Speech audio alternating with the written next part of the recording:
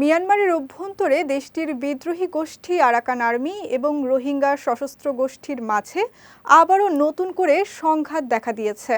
সংঘাতের জেরে ওপার থেকে ছোড়া গোলার আঘাতে কক্সবাজারের টেকনাফ সীমান্তের হোয়াইকংয়ে শিশুসহ ৩ জন আহত হয়েছেন। এমন পরিস্থিতিতে উত্তেজনা ও আতঙ্ক বিরাজ করছে এই সীমান্ত জনপদে। কক্সবাজার প্রতিনিধি AH সেলিমুল্লাহর পাঠানো তথ্য ও ছবিতে ডেস্ক রিপোর্ট। 11 জানুয়ারি রোববার সকালে বাড়ির উঠানে খেলার সময় মিয়ানমার থেকে ছোড়া গোলার আঘাতে টেকনাফের হোয়াইকং ইউনিয়নের তেচ্ছি ব্রিজ এলাকায় শিশু আফরান আহত হন। এ সময় গুলিবিদ্ধ হন এক আরসা সদস্য সহ আরও এক স্থানীয় বাসিন্দা। এ খবর ছড়িয়ে পড়লে বিক্ষুব্ধ হয়ে ওঠে স্থানীয় জনতা। রোববার টেকনাফের তেচ্ছি ব্রিজ অংশে কক্সবাজার টেকনাফ সড়ক অবরোধ করে তারা।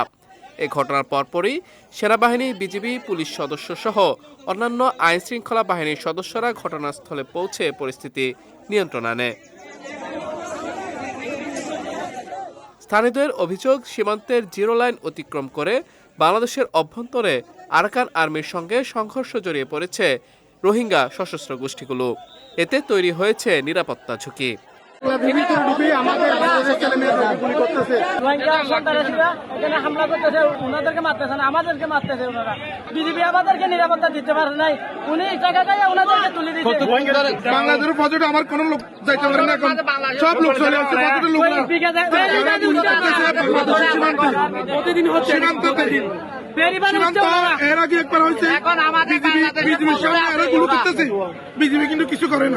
এদিকে দেশের অভ্যন্তরীণ নিরাপত্তার প্রশ্নে সীমান্তে রোহিঙ্গা সশস্ত্র গোষ্ঠীগুলোকে কঠোরভাবে দমনের দাবি স্থানীয় রাজনৈতিক নেতাদের। যেটা আরসার সাথে গন্ডগোলটা হচ্ছে, ওটা না থাকলে তো ওদের কাছ থেকে বাংলাদেশে গুলি আসার কথা নয়।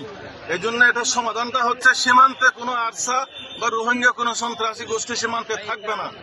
এখানে আর কোনো আরসা বা অন্য কোনো বাহিনী থাকবে না, থাকতে দেওয়া হবে না। কোনো বাংলাদেশের মাটি ব্যবহার করে কেউ এখান থেকে অন্য জায়গায় কোনো গন্ডগোল করতে পারবে না, এবং অন্য কোনো দেশ থেকেও বাংলাদেশের দিকে গুলি মেরে গুলি দিয়ে মানুষ হত্যা করবে সেটাও করতে দেওয়া হবে না। আর বিশেষভাবে স্ট্যান্ড নিয়েছে এখানে। গত কয়েকদিন ধরে টেকনাফের হোয়াইকং সীমান্তের উপারে মিয়ানমারের বিদ্রোহী গোষ্ঠী আরাকান আর্মির সঙ্গে রোহিঙ্গা সশস্ত্র গোষ্ঠী আরসা ও RSOর সংঘর্ষ চলছে। সংঘর্ষের জেরে মিয়ানমার থেকে বাংলাদেশে পালিয়ে আসে রোহিঙ্গা সশস্ত্র গোষ্ঠীর অন্তত 53 সদস্য।